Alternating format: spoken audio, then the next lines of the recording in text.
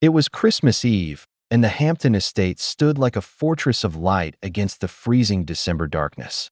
Another year. Another empty night. Daddy, are you sure we should be here? It's okay, sweetheart.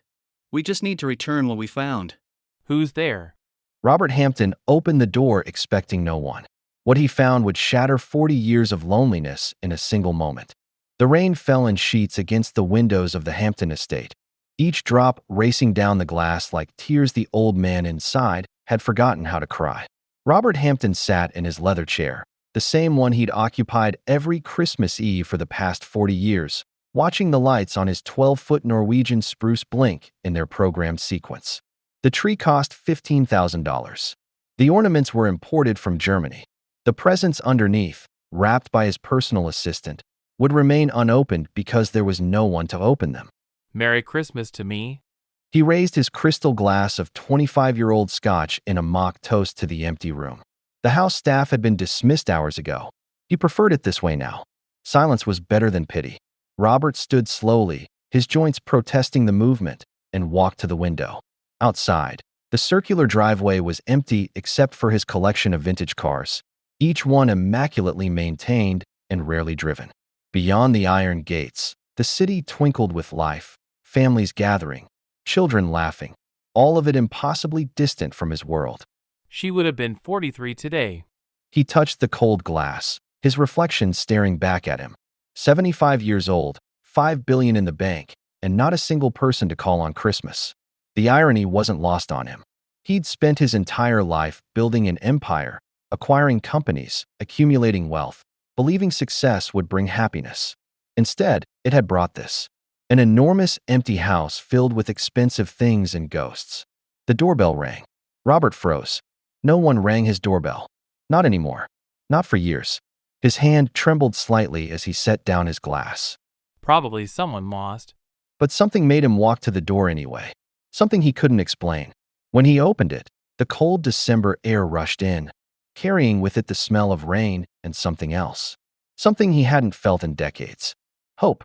Standing on his doorstep was a young man, maybe 32, holding the hand of a little girl who couldn't have been more than 8 years old. They were both soaking wet, their thin jackets no match for the freezing rain. The girl's coat was missing a button, and her shoes squelched with water. But it was her eyes that stopped Robert's breath. Wide, dark, curious eyes that reminded him of someone he'd lost a lifetime ago. I'm so sorry to bother you, sir. My name is Marcus. This is my daughter, Anna. We found something that belongs to you. Marcus held out a wallet. Expensive leather, monogrammed. Robert's wallet. He patted his robe pocket instinctively and found it empty. Where did you find this? You dropped it at the hospital, mister. We saw you leaving. Robert's mind flashed back to earlier that afternoon. His quarterly checkup. He'd been distracted, thinking about another Christmas alone. He must have dropped it in the parking lot. The hospital is 7 miles from here. In this weather.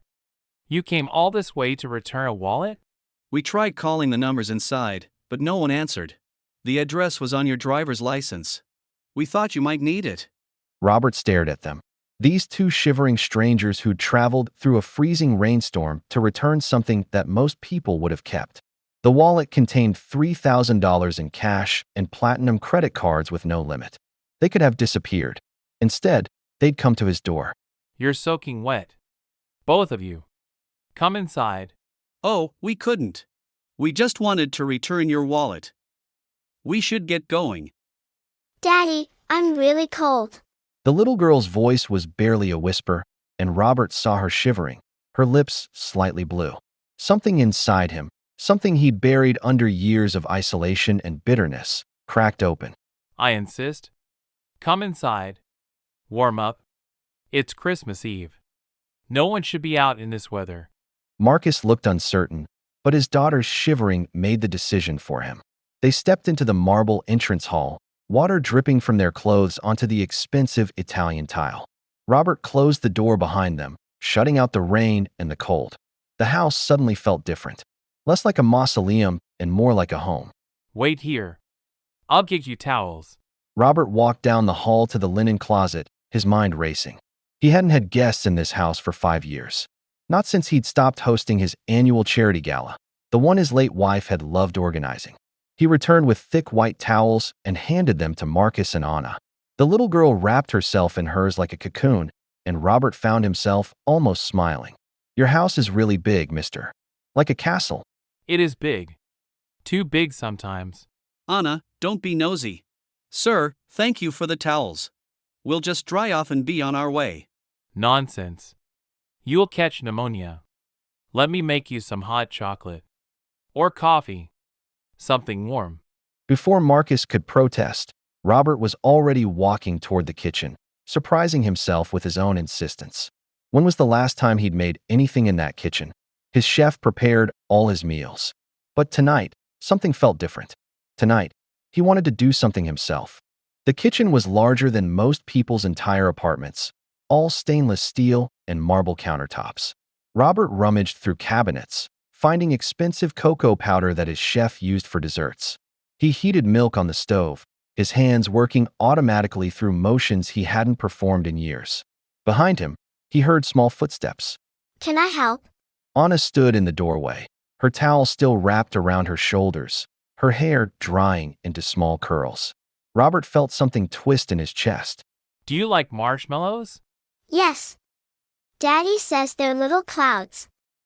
Robert found marshmallows in the pantry and handed them to Anna. She carefully counted out 3 into each mug, her tongue poking out in concentration.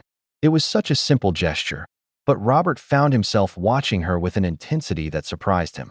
How old are you, Anna? 8.5. Almost 9. 8.5. His daughter had been 8 when she died. Sarah, leukemia, 40 years ago, and the pain still felt fresh some days. After Sarah's death, his wife had withdrawn into herself, and Robert had thrown himself into work, building his company into an empire as if success could somehow compensate for the loss. It hadn't. His wife had left him 5 years later, unable to live with his emotional absence. He hadn't seen her in 35 years. Are you okay, mister? You look sad. I'm fine. Just thinking. He finished making the hot chocolate and carried 2 mugs back to the entrance hall, where Marcus was still standing awkwardly, clearly uncomfortable in the opulent space. Anna followed with her mug, carefully not spilling a drop. Thank you, sir. This is very kind. Robert. Call me Robert. They stood in the hallway drinking hot chocolate, an odd tableau. A billionaire in an expensive robe, a working-class father in a cheap wet jacket, and a little girl with marshmallow on her upper lip. The silence stretched, not quite comfortable, but not hostile either. Do you live here all by yourself? Anna, that's personal. It's all right. Yes, I do. Just me. That must be lonely. Especially at Christmas. The simple observation, delivered with childish honesty, hit Robert harder than any business failure ever had. Out of the mouths of babes, his mother used to say, Anna wasn't being cruel. She was just stating what she saw. And she was right. Sometimes it is. We should really get going. Thank you for the hot chocolate and the towels, Robert. Anna, say thank you. Thank you, Mr. Robert. But before they could move toward the door, Robert heard himself speak, the words coming out before his mind could stop them. Have you eaten dinner? We'll grab something on the way home. It's Christmas Eve. I have a kitchen full of food that no one's going to eat. Stay. Have dinner. Please. The plea in that last word surprised everyone, including Robert himself. Marcus looked at his daughter, then back at Robert, clearly torn between politeness and the genuine need he saw in the old man's eyes. Oh, we couldn't. We just wanted to return your wallet. We should get going. Daddy, I'm really cold. The little girl's voice was barely a whisper, and Robert saw her shivering, her lips slightly blue. Something inside him, something he'd buried under years of isolation and bitterness, cracked open. I insist. Come inside. Warm up. It's Christmas Eve. No one should be out in this weather. Marcus looked uncertain, but his daughter's shivering made the decision for him. They stepped into the marble entrance hall, water dripping from their clothes onto the expensive Italian tile. Robert closed the door behind them, shutting out the rain and the cold. The house suddenly felt different. less like a mausoleum and more like a home. Wait here. I'll get you towels. Robert walked down the hall to the linen closet, his mind racing. He hadn't had guests in this house for 5 years. Not since he'd stopped hosting his annual charity gala, the one his late wife had loved organizing. He returned with thick white towels and handed them to Marcus and Anna. The little girl wrapped herself in hers like a cocoon, and Robert found himself almost smiling. Your house is really big, mister. Like a castle. It is big. Too big sometimes. Anna, don't be nosy. Sir, thank you for the towels. We'll just dry off and be on our way. Nonsense. You'll catch pneumonia. Let me make you some hot chocolate. Or coffee. Something warm. Before Marcus could protest, Robert was already walking toward the kitchen, surprising himself with his own insistence. When was the last time he'd made anything in that kitchen? His chef prepared all his meals. But tonight, something felt different. Tonight, he wanted to do something himself. The kitchen was larger than most people's entire apartments, all stainless steel and marble countertops. Robert rummaged through cabinets, finding expensive cocoa powder that his chef used for desserts. He heated milk on the stove, his hands working automatically through motions he hadn't performed in years. Behind him, he heard small footsteps. Can I help? Anna stood in the doorway, her towel still wrapped around her shoulders, her hair drying into small curls. Robert felt something twist in his chest. Do you like marshmallows? Yes. Daddy says they're little clouds. Robert found marshmallows in the pantry and handed them to Anna. She carefully counted out 3 into each mug, her tongue poking out in concentration. It was such a simple gesture, but Robert found himself watching her with an intensity that surprised him. How old are you, Anna? 8.5. Almost 9. 8.5. His daughter had been 8 when she died. Sarah, leukemia, 40 years ago, and the pain still felt fresh some days. After Sarah's death, his wife had withdrawn into herself, and Robert had thrown himself into work, building his company into an empire as if success could somehow compensate for the loss. It hadn't. His wife had left him 5 years later, unable to live with his emotional absence. He hadn't seen her in 35 years. Are you okay, mister? You look sad. I'm fine. Just thinking. He finished making the hot chocolate and carried 2 mugs back to the entrance hall, where Marcus was still standing awkwardly, clearly uncomfortable in the opulent space. Anna followed with her mug, carefully not spilling a drop. Thank you, sir. This is very kind. Robert. Call me Robert. They stood in the hallway drinking hot chocolate, an odd tableau. A billionaire in an expensive robe, a working-class father in a cheap wet jacket, and a little girl with marshmallow on her upper lip. The silence stretched, not quite comfortable, but not hostile either. Do you live here all by yourself? Anna, that's personal.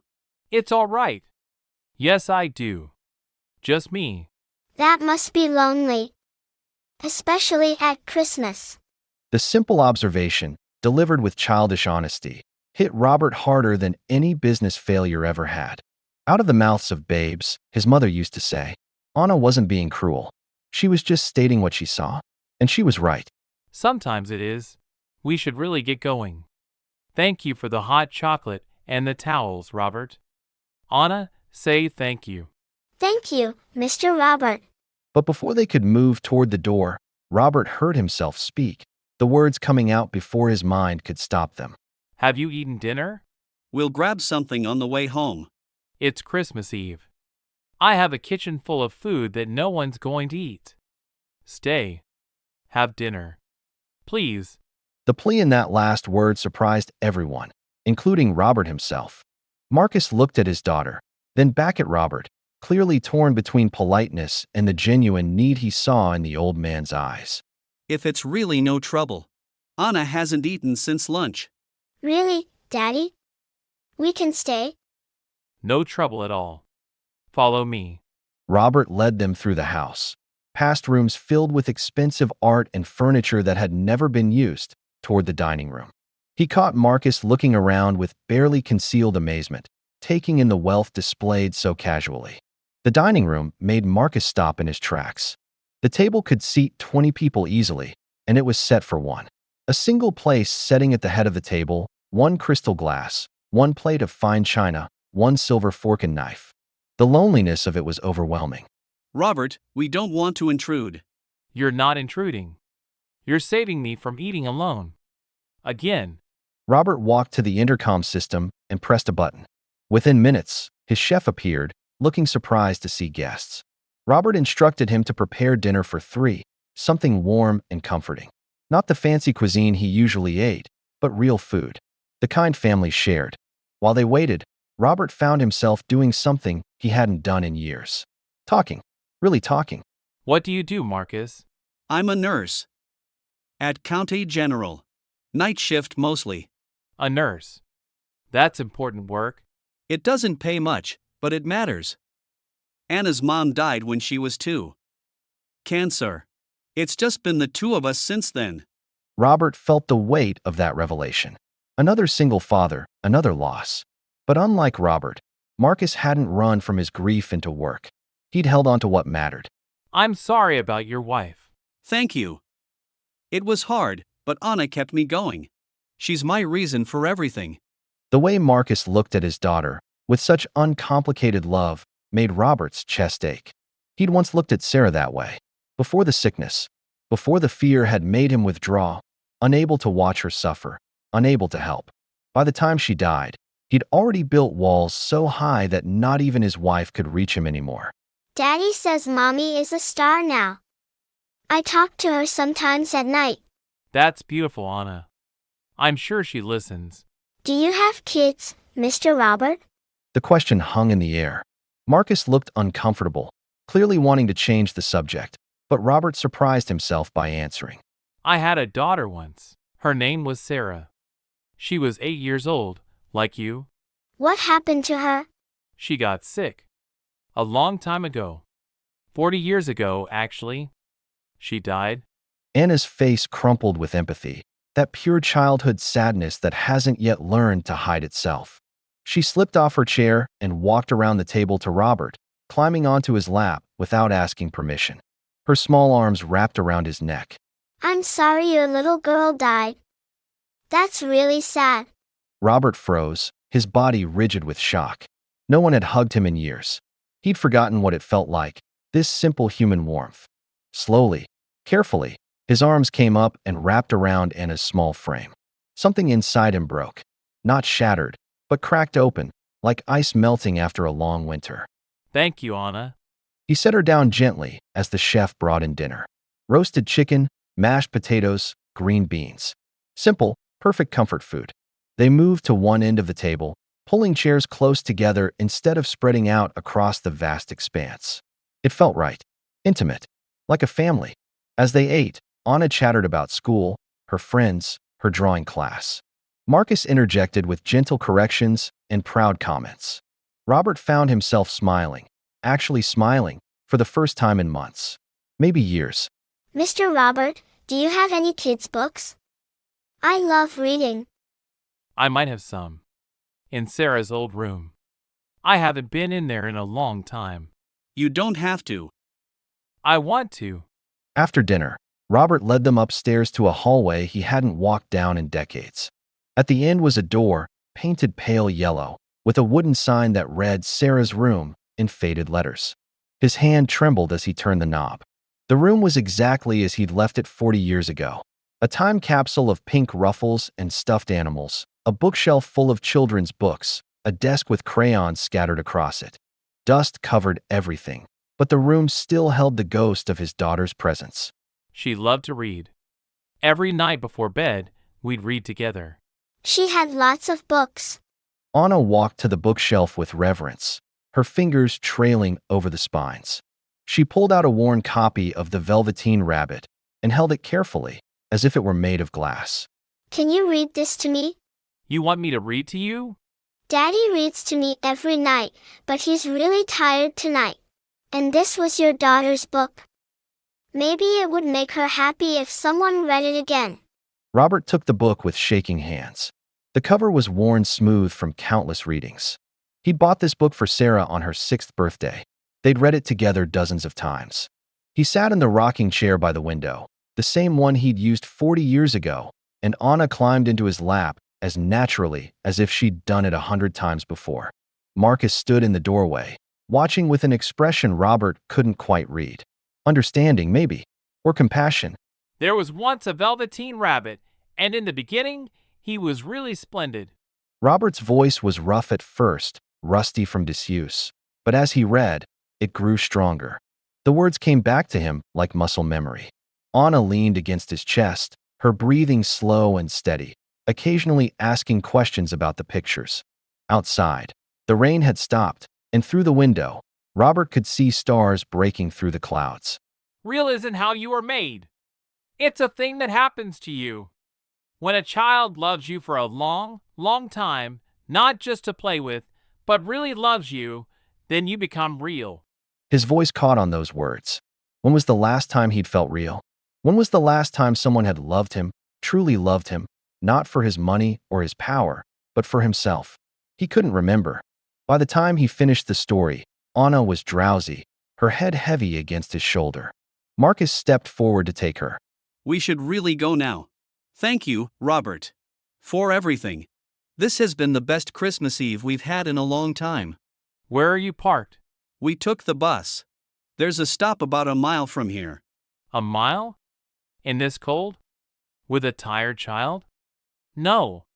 I'll drive you. Robert, you've done so much already. Please. Let me do this. Robert carried the sleepy Anna downstairs while Marcus gathered their damp jackets. In the garage, Marcus stared at the collection of vintage cars. Ferraris, Bentleys, a Rolls-Royce. Robert walked past all of them to a dusty SUV in the corner. I bought this years ago. Never drove it. Seemed too practical. He helped Marcus settle Anna in the back seat, buckling her in with care. She mumbled something about stars and went back to sleep. The drive to their apartment was quiet, Marcus giving directions through modest neighborhoods, streets Robert had never visited despite living in this city his entire life. When they pulled up to a small apartment complex, Marcus turned to him. I don't know how to thank you. You gave us more than a meal tonight. You gave us a memory. I should be thanking you. You reminded me what Christmas is supposed to feel like. Marcus opened the back door carefully, lifting his sleeping daughter. Before he walked away, Anna stirred and reached into her small backpack. She pulled out a folded piece of paper and pressed it into Robert's hand. I made this at school. For someone who needed it. I think that's you. Merry Christmas, Mr. Robert. Robert waited until they were inside before unfolding the paper. It was a Christmas card, made from construction paper and decorated with crayons. A drawing of a Christmas tree, a family of stick figures holding hands, and words written in careful child's handwriting. You are not alone. Merry Christmas. At the bottom, Anna had drawn a heart. Oh, Anna. Robert sat in his car in front of the modest apartment building, tears streaming down his face for the first time in 40 years. Not tears of grief, though grief was there. These were tears of something else. Gratitude. Connection. The realization of how much life he'd wasted hiding behind walls of money and isolation. He looked up at the building. Most of the windows were dark, but he could see one light on the third floor. Marcus's apartment. Through the window, he glimpsed movement. A small Christmas tree, probably artificial, stood in the window. Nothing like his elaborate 12-foot designer tree. This one was simple, maybe 3 feet tall, decorated with homemade ornaments. But it glowed with something his expensive tree never had. Love. This isn't over. Robert drove home through empty streets, the card pressed against his chest. When he arrived at his mansion, it looked different somehow. Still grand, still impressive, but now he saw it for what it truly was. A monument to loneliness. A beautiful prison he'd built for himself. He walked through the empty rooms, past the untouched presents under the tree, past the dining table with its single-place setting. In his study, he sat at his desk and opened his laptop. It was past midnight now. Christmas Day. He began to type. For the next 3 hours, Robert worked with more purpose than he'd felt in years. He made phone calls, sent emails, pulled strings that only a billionaire could pull. By the time the sun started to rise, painting the sky in shades of pink and gold, he'd set something in motion. Something that felt right for the first time in decades. At 8 in the morning, he was back in his SUV, driving through streets that were quiet with Christmas morning peace. He stopped at a store that had agreed to open early for him, loading the trunk with carefully selected items. Nothing ostentatious. Nothing that would make Marcus uncomfortable. Just thoughtful gifts. A warm winter coat for Anna, the right size, in a cheerful red. Books. Art supplies. A gift certificate to the grocery store. For Marcus, a thick envelope containing something that couldn't be wrapped. When he pulled up to the apartment building again, he sat for a moment, nervous in a way he hadn't been since he was young. What if Marcus was offended? What if he thought Robert was trying to buy their friendship? But then he remembered Anna's card, still in his pocket. You are not alone. Here goes nothing. He gathered the packages and walked to the building's entrance. The intercom listed apartment numbers, but no names. He was trying to remember which floor Marcus had mentioned when the building door opened. An elderly woman with kind eyes looked at him curiously. Can I help you?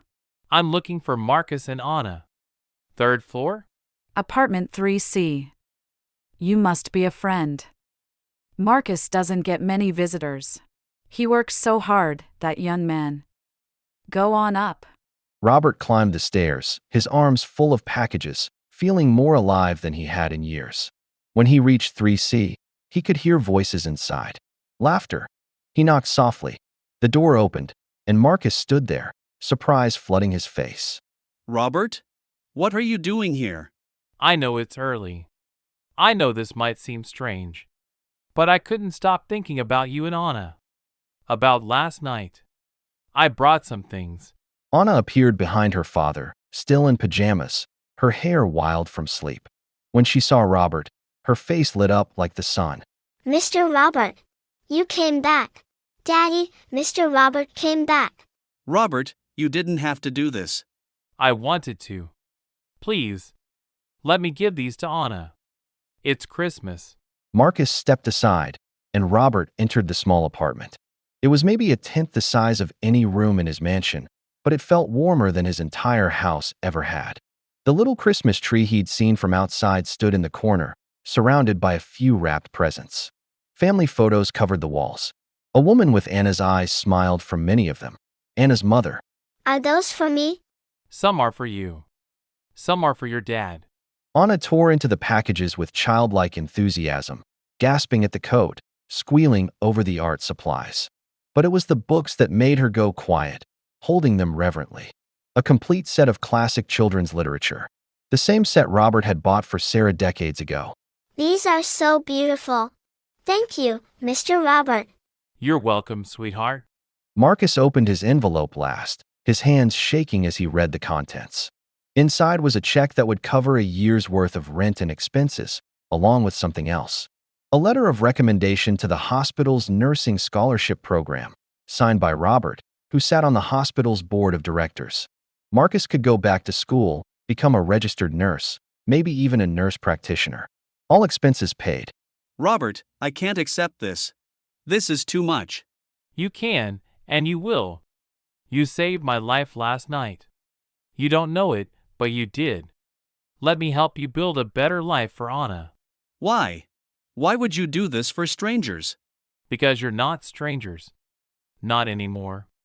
Because 40 years ago, I lost my daughter, and I ran away from the pain.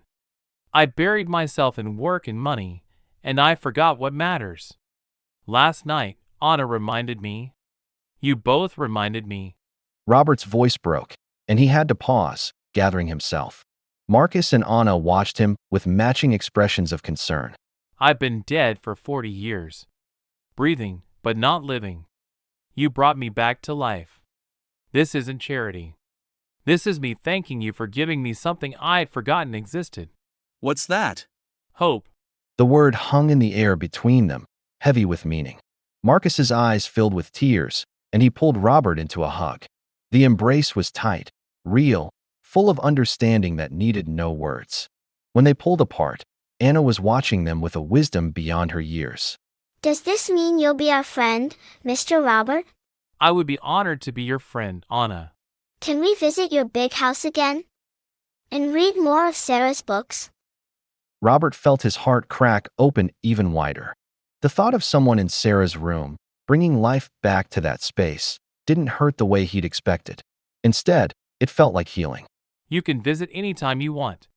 In fact, I was hoping you might come over for Christmas dinner today. I have a chef preparing enough food for 20 people, and it seems silly to eat it alone. You really don't like being alone, do you? I've been alone for 40 years, Marcus. I don't want to be alone anymore. Marcus looked at Anna, who was nodding enthusiastically, already wearing her new red coat despite being in pajamas. He smiled, the kind of smile that starts small and grows until it transforms a whole face. Okay. But we're bringing dessert. Anna and I make a mean chocolate pie. The best pie ever. It's a deal. That Christmas dinner became the first of many.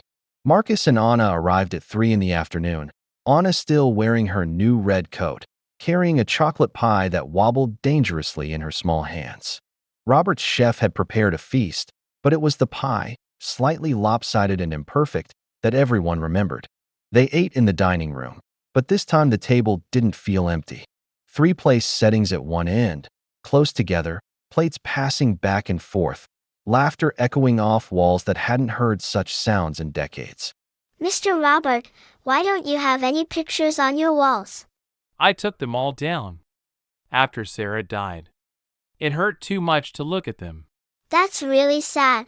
Pictures help you remember the happy times. After dinner, Anna asked to see Sarah's room again. This time, Robert led the way without hesitation. In the room, Anna went straight to the bookshelf, running her fingers over the spines until she found one she wanted. Can we read together? Like you did last night? Of course. They settled into the rocking chair, and Robert read while Anna leaned against him. Marcus stood in the doorway, watching with an expression of quiet understanding. When Anna fell asleep midway through the story, Robert didn't stop reading. He continued, his voice soft, as if speaking to the daughter he'd lost and the little girl in his arms at the same time. She really likes you. The feeling is mutual. You know, when we found your wallet yesterday, I almost didn't bring it back. $3,000 would have solved a lot of problems. Rent. Anna's school supplies. Her winter coat had that missing button because I couldn't afford a new one yet. I wouldn't have blamed you. But I would have blamed myself. And what would I have taught Anna? That it's okay to keep what isn't yours if you need it badly enough? That's not the world I want her to grow up in. Robert looked at Marcus with newfound respect. Here was a man who had every reason to be bitter, to take shortcuts, to justify questionable choices. Instead, he'd chosen integrity, even when it was hard. Especially when it was hard. You're a good father, Marcus. The kind of father I should have been. What do you mean? You said Sarah got sick. That wasn't your fault. No, but how I handled it was. When she was diagnosed, I couldn't cope. I threw myself into work, told myself I was providing for her medical care, but really I was running away. I couldn't stand watching her suffer. So I wasn't there. Not really. And when she died, I'd already lost so much time with her. The confession poured out of Robert like water from a broken dam. 40 years of guilt and regret, spoken aloud for the first time. Marcus listened without judgment, nodding occasionally, his presence a quiet comfort. You can't change the past, Robert. None of us can. But you can choose what you do with the time you have left. That's what I'm trying to do. Starting now. In his arms, Anna stirred and mumbled something in her sleep.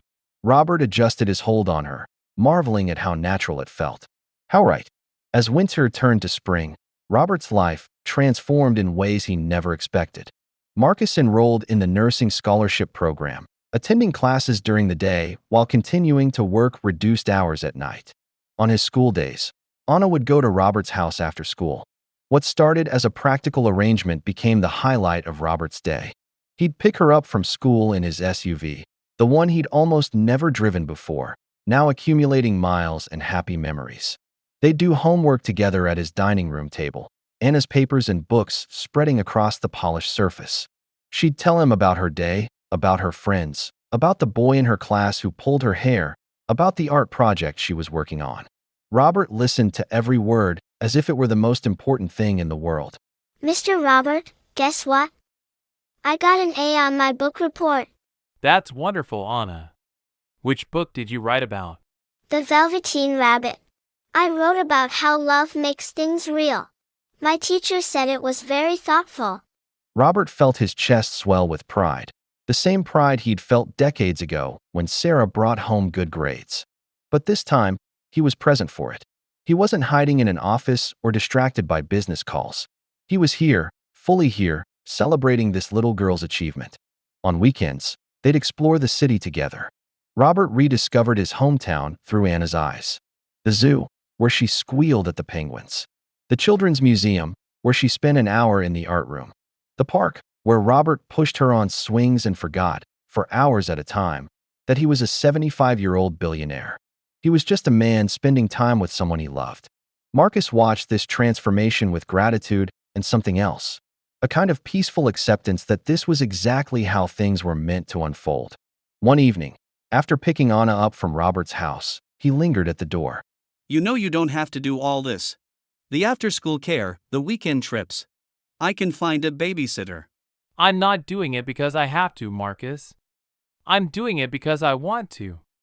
Anna has given me a reason to wake up in the morning. Both of you have. She talks about you constantly. Mr. Robert this, Mr. Robert that. You've become like family to her. To us. Is that okay? It's more than okay. It's a gift. That word again. Gift. Robert had spent his life acquiring things, building wealth, accumulating possessions. But none of it compared to this. The simple gift of being needed, being wanted, being part of someone's life. In May, on what would have been Sarah's 44th birthday, Robert did something he hadn't done in 40 years. He visited her grave. But this time, he didn't go alone. Anna and Marcus came with him, standing quietly while Robert laid flowers on the headstone. Sarah, I want you to meet some people. This is Marcus and Anna. They brought your dad back to life. Anna reached up and took Robert's hand, her small fingers wrapping around his larger ones. She didn't say anything, but she didn't need to. Her presence was enough. On the drive home, Anna was uncharacteristically quiet, looking out the window with a thoughtful expression. Mr. Robert, do you think Sarah would have liked me? She would have loved you, Anna. Just like I do. The words were out before Robert could stop them, but he didn't want to take them back. It was the truth. Somewhere along the way, this little girl and her father had become his family. Not a replacement for what he'd lost, but something new and equally precious.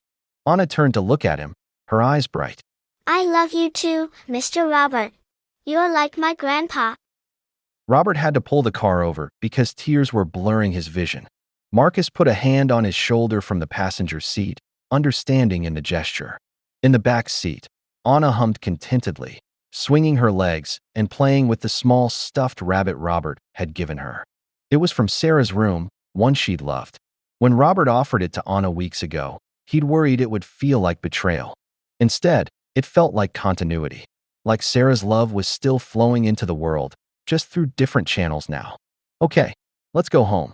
Your home or our home? Does it matter? They're both our homes now. And it was true. The mansion that had felt like a mausoleum now had life in it. Anna's drawings hung on the refrigerator. Her books were scattered throughout the house. A small pair of shoes sat by the front door.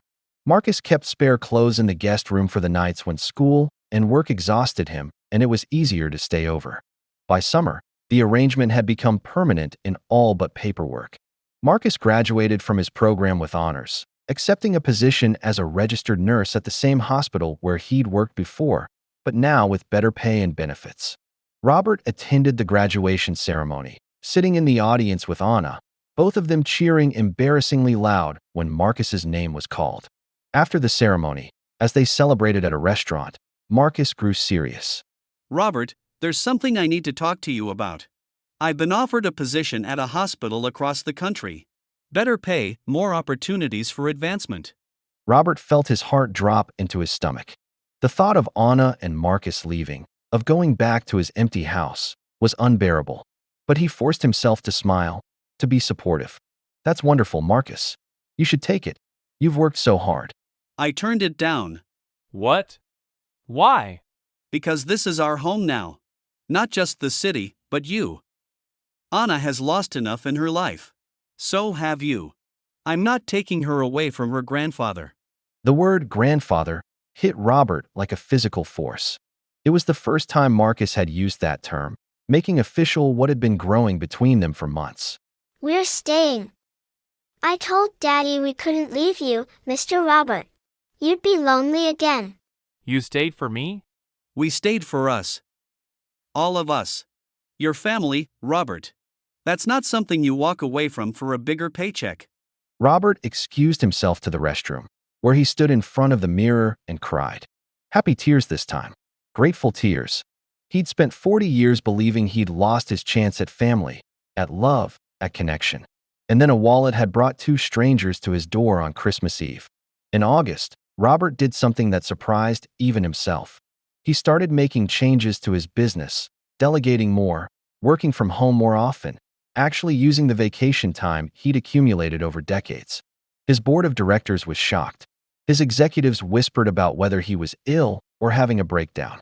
But Robert didn't care what they thought. He'd spent enough years sacrificing life for work. Now, he was choosing differently. I'm taking Fridays off. No meetings, no calls. That's my day with Anna. And so Fridays became their special day.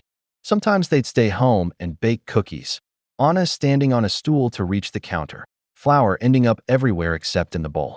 Sometimes they'd drive to the beach, Anna collecting shells while Robert sat in the sand and watched her, feeling peace he'd never known. One Friday in September, Anna was quieter than usual, picking at her lunch instead of devouring it like she normally did. What's wrong, sweetheart?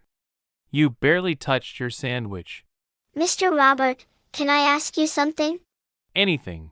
At school, we have Grandparents' Day next week. Kids bring their grandparents to class and they talk about their lives and stuff. Anna paused, twisting her napkin in her hands. Robert waited patiently, sensing she needed time to find her words. I don't have grandparents. Mommy's parents died before I was born, and Daddy's parents live far away and we don't talk to them much. But I was wondering if maybe you could come as my grandpa. Robert's throat tightened with emotion. To be asked to fulfill this role officially, in front of Anna's classmates and teachers, to stand up publicly and claim this relationship, it meant everything. Anna, I would be honored to come to Grandparents' Day. Nothing would make me happier. Really? You mean it? I absolutely mean it. What time should I be there? The following Thursday, Robert arrived at Anna's elementary school wearing a suit, then felt overdressed when he saw other grandparents in casual clothes. But Anna didn't care. She ran to him when he entered the classroom, throwing her arms around him with such enthusiasm that he stumbled back a step, laughing. Everyone, this is my Grandpa Robert. The teacher invited grandparents to share stories about their lives, their work, their experiences. When it was Robert's turn, he didn't talk about his business empire or his wealth. Instead, he talked about Sarah, about the years he'd lost to grief and isolation, and about how Anna and Marcus had saved his life by returning a lost wallet on Christmas Eve. Sometimes family isn't just about blood. It's about who shows up, who stays, who chooses to love you. Anna chose me, and I chose her, and that makes us family. Several grandparents wiped their eyes. The teacher looked moved. But Anna's reaction was what mattered most. She climbed into his lap, right there in front of everyone, and hugged him tight. Best Grandparents' Day ever. Best day ever. That evening, over dinner at Robert's house, Marcus brought up something that had been on his mind. Robert, I need to talk to you about something practical. Money stuff. Okay. What's going on? You've been so generous with us. The scholarship, the gifts, having Anna here all the time. But I don't want you to feel like we're taking advantage. I can start paying you for the after-school care. Absolutely not. Robert, you're not a babysitter. You're not a charity. I need to contribute. Marcus, you don't understand. Having Anna here isn't a favor to you. It's a gift to me. You're not taking advantage. You're giving me a reason to live. Marcus fell silent, wrestling with his pride and his understanding of Robert's sincerity. Robert leaned forward, his expression serious. I have more money than I could spend in 10 lifetimes. None of it made me happy. Not $1 of it. But Anna's drawings on my refrigerator? The sound of her laughing in Sarah's room? Teaching her to play chess last week? That's wealth. That's what I was missing. We're the lucky ones, Robert. Anna has someone who loves her unconditionally. I have someone I can count on. Not many single parents have that kind of support. Then let's agree we're all lucky. And stop talking about money. Your family. Family doesn't pay each other for love.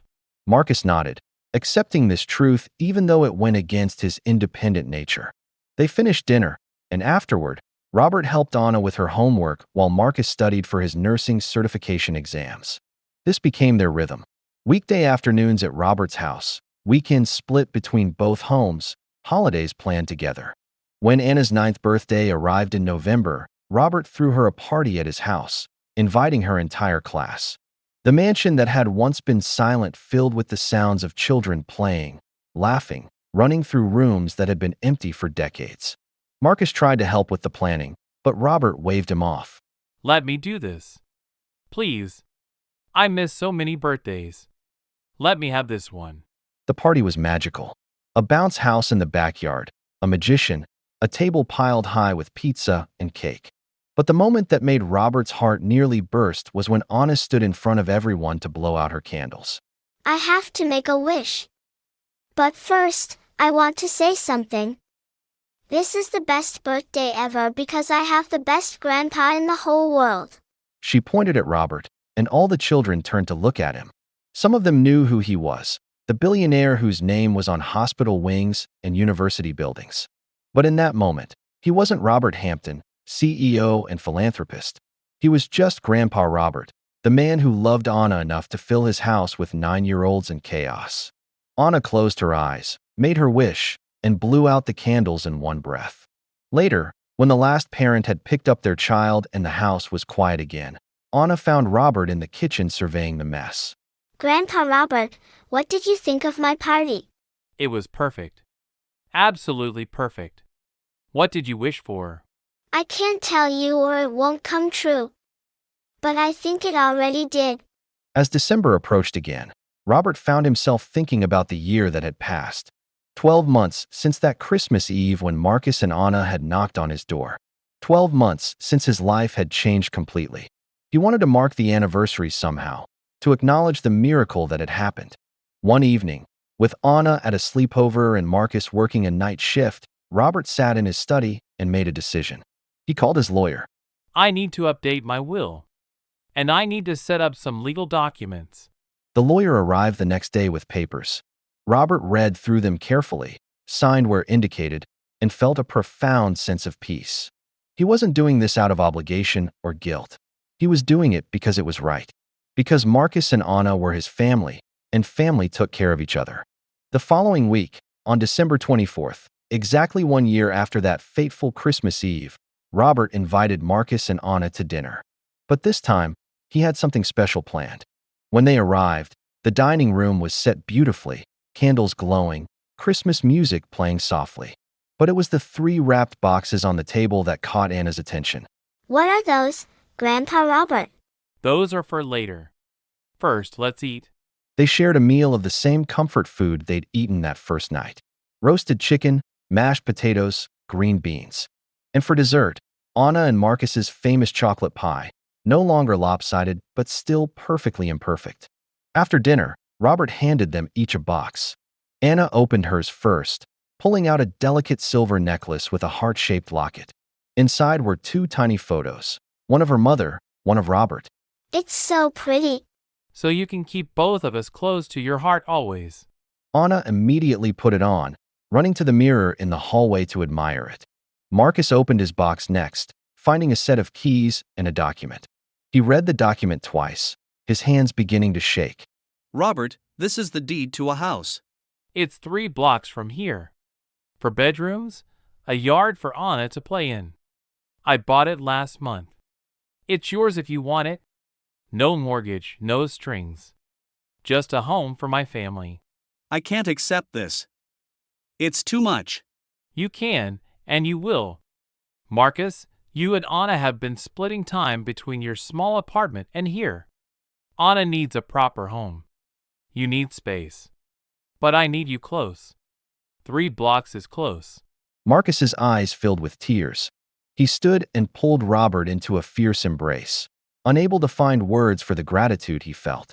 When he finally pulled back, his voice was rough. How do I even begin to thank you? You already have.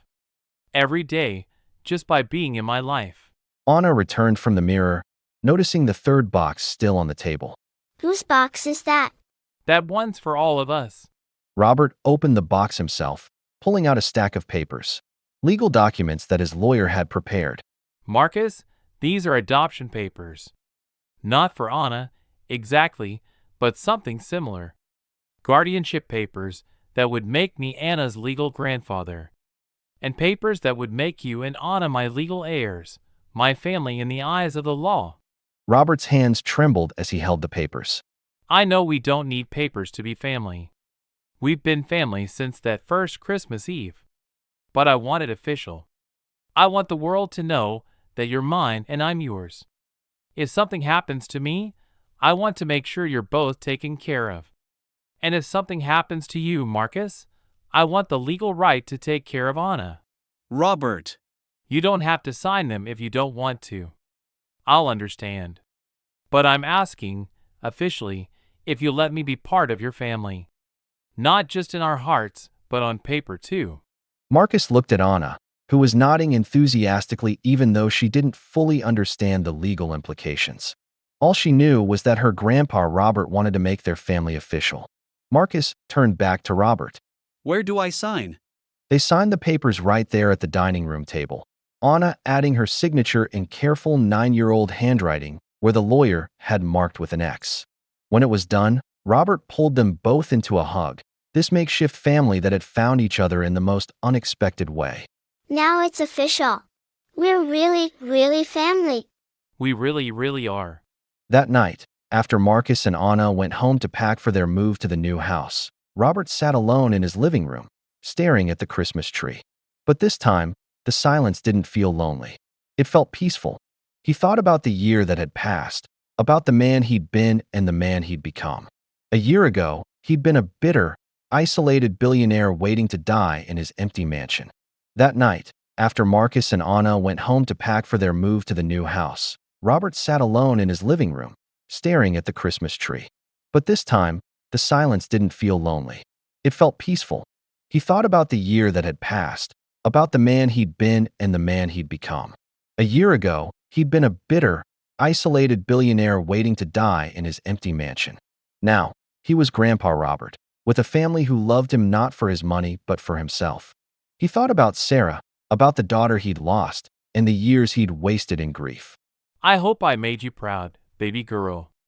I hope you can see that I finally figured it out. He liked to think that somehow, Sarah had sent Marcus and Anna to him, that she'd been watching all these years, waiting for the right moment, the right people, to bring her father back to life. His phone buzzed with a text from Anna, sent from Marcus's phone. It was a photo of her wearing the locket, giving a thumbs up, with a message, "Love you, Grandpa. Can't wait to show everyone my new necklace." Robert smiled, saving the photo to his home screen. His phone's background had been blank for years. Now it showed Anna's grinning face, and every time he looked at it, he felt warmth spread through his chest. Life is strange. Beautiful and strange. He thought about that Christmas Eve, about how close he'd come to not answering the door. What if he'd ignored the doorbell? What if Marcus had decided the wallet wasn't worth the trip? So many small choices that had led to this moment. The months that followed were filled with purpose and joy. Robert and Marcus established the Sarah Hampton Foundation, named after Robert's daughter, dedicated to supporting single parents and their children. The foundation provided scholarships, emergency financial assistance, free childcare, and mentorship programs. Robert threw himself into the work with the same intensity he'd once reserved for building his business empire. But this time, the rewards were measured in changed lives instead of increased profits. Anna became the unofficial mascot of the foundation, her photo and story featured in their materials. The little girl who had returned a wallet and gained a grandfather became a symbol of how small acts of kindness could transform lives. She took her role seriously, accompanying Robert to foundation events and charming donors with her genuine enthusiasm. My grandpa Robert helps families like me and my daddy. Because everyone deserves help sometimes. By spring, they'd helped over 200 families. By summer, that number had doubled. Single parents wrote letters to Robert, sharing stories of how the foundation had given them hope, had allowed them to keep going when they wanted to give up. Robert kept every letter in a box in his study, reading them when he needed reminding of why this work mattered. Marcus and Anna moved into their new house 3 blocks away, a beautiful home with a yard where Anna could play. But they spent most evenings at Robert's mansion, the 3 of them cooking dinner together, doing homework, watching movies. The house that had once been a monument to loneliness became the center of their family life. Years passed in this rhythm of love and connection. Anna grew from a child into a teenager, then a young woman. Robert aged too, his hair going from gray to white, his movements slower, but his heart fuller than it had ever been. He attended every school play, every parent-teacher conference, every milestone. He taught Anna to drive in his dusty SUV, gripping the dashboard and laughing at her nervous mistakes. He walked her through her first heartbreak, her college applications, her fears about the future. Life will knock you down sometimes, sweetheart. But you get back up. You always get back up. Marcus remarried when Anna was 15, a kind woman named Claire who worked at the hospital. Robert stood beside Marcus at the wedding, officially listed as father of the groom, because that's what he'd become. Marcus and Claire had 2 more children, giving Anna the siblings she'd always wanted. The new babies called Robert Grandpa from their first words. When Anna turned 18 and prepared to leave for college, Robert felt the bittersweet ache of watching a child grow up. I'm going to miss you so much, Grandpa. I'll miss you too. But I'm so proud of who you've become. So incredibly proud. She hugged him tight, this young woman who'd once been a scared 8-year-old in a worn pink coat. You changed my life, Grandpa Robert. You gave me everything. No, sweetheart. You gave me everything. You gave me a reason to live. Robert Hampton lived to be 85 years old. He died peacefully in his sleep on a quiet spring morning, surrounded by the family he'd chosen and who had chosen him.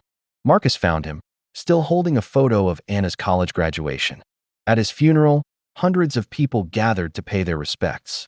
Business leaders and politicians sat beside single mothers and their children, all lives touched by Robert's transformation. Marcus gave the eulogy, his voice steady despite his grief. Robert Hampton spent the first 75 years of his life building an empire. But he spent his last 10 years building something far more valuable. A family. A legacy of love. He used to say that Anna and I saved his life by returning his wallet that Christmas Eve. But the truth is, we saved each other. Anna stood beside her father, now 28 years old, tears streaming down her face. She stepped forward to speak, her voice breaking but strong. My grandpa Robert taught me that family isn't about blood. It's about showing up. It's about choosing love over loneliness, connection over isolation. When I was 8 years old, my dad and I knocked on a stranger's door to return a wallet. We had no idea that simple act of honesty would give us a grandfather, a home, a future. Grandpa Robert used to say he'd been dead inside for 40 years before we met. But he brought us to life too. He showed us what unconditional love looks like. She held up the locket he'd given her all those years ago, now worn smooth from years of wearing. This locket has 2 pictures. My mother, who I barely remember, and my grandpa Robert, who I'll never forget. They both taught me that love doesn't end. It just transforms. It flows forward into new relationships, new connections, new families. After the funeral, the family gathered at the mansion one last time. The house would be sold, with the proceeds going to the Sarah Hampton Foundation. But first, they walked through the rooms, collecting memories. Anna stood in Sarah's room, which had been her room for so many years. The books they'd read together still lined the shelves. The rocking chair where Robert had held her sat by the window. Marcus joined her, putting an arm around her shoulders. He loved you so much. You know that, right? I know. I loved him too. I still do. That Christmas Eve, when we found his wallet, I almost threw it away. I was so tired, so overwhelmed. $3,000 would have solved so many problems. Why didn't you? Because you said, Daddy, someone lost their wallet. They must be worried. We should help them feel better. You were 8 years old, and you understood something I'd forgotten. That doing the right thing matters more than taking the easy way. And that one choice changed everything. Everything. We found more than a billionaire that night. We found family. We found home. We found love. They stood in silence, looking out the window at the yard where Anna had played as a child, where she'd pushed her younger siblings on swings, where Robert had taught them all to garden, where countless birthday parties and family gatherings had filled the space with joy. In the weeks after Robert's death, Anna discovered something in his study. A letter, sealed and addressed to her, marked, "To be opened after I'm gone."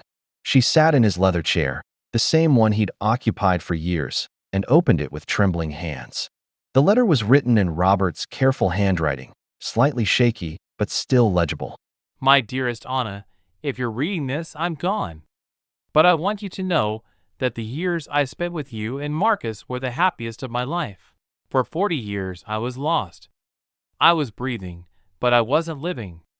I'd forgotten what joy felt like, what love felt like, what family felt like. And then one Christmas Eve, a little girl in a worn pink coat stood on my doorstep, returning a wallet I carelessly lost. You didn't know it, but you saved my life that night. You and your father reminded me that it's never too late for a second chance. You taught me that family is a choice, that love can heal any wound, that connection is what makes us truly wealthy. I'm leaving you in charge of Hampton Industries and the Sarah Hampton Foundation. I know you'll transform both into forces for good in this world. But more than my money or my companies, I'm leaving you with a lesson I learned too late. Don't wait. Don't hide. Don't let fear keep you from loving fully.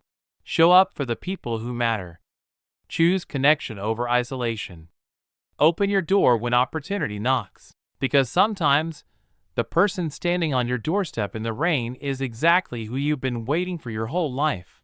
I love you, Anna, more than all the money in the world. Thank you for giving me a family. Thank you for giving me a reason to live. Thank you for saving me. Forever your Grandpa Robert. Anna pressed the letter to her chest and wept, not just tears of grief, but tears of gratitude. 10 years later, Anna Hampton stood in the boardroom of Hampton Industries, now the CEO of a company transformed. Under her leadership, the business had become a model for ethical practices and social responsibility. The Sarah Hampton Foundation had helped over 50,000 families, providing support, hope, and second chances. On her desk sat 3 photos in a silver frame. Sarah, the little girl who died 40 years before Anna was born. Robert, the grandfather who had opened his door and his heart. And an 8-year-old Anna in a worn pink coat, holding a wallet, standing on a doorstep in the rain. Every Christmas Eve, Anna and Marcus gathered with their extended family at Anna's house. They set an empty chair at the table for Robert and shared the same meal they'd eaten that first night: roasted chicken, mashed potatoes, chocolate pie. And they told the story to the next generation, to Anna's children and Marcus's youngest kids. The story of how a lost wallet, a freezing rain, and a choice to do the right thing had changed 3 lives forever. And when Grandpa Robert opened that door, everything changed. Not because of his money or his big house, but because 3 people chose love over loneliness. Outside, snow began to fall, covering the city in white. Inside, the family was warm, connected, together. Because years ago, on a Christmas Eve, a lonely billionaire had answered his door. And in doing so, he'd answered a question he'd been asking for 40 years. Is it too late to start over? The answer, as it turned out, was no. It's never too late to open your door. It's never too late to open your heart. It's never too late to become who you were always meant to be. All it takes is one knock, one choice, one moment of courage to say yes to connection instead of isolation. Robert Hampton learned that lesson at 75, and he spent the rest of his life teaching it to everyone he met. Sometimes the greatest wealth isn't measured in dollars. It's measured in the people who call you family, in the children who run to hug you, in the moments of love shared across a dinner table. Robert died a billionaire, But more importantly, he died a grandfather. And that made all the difference.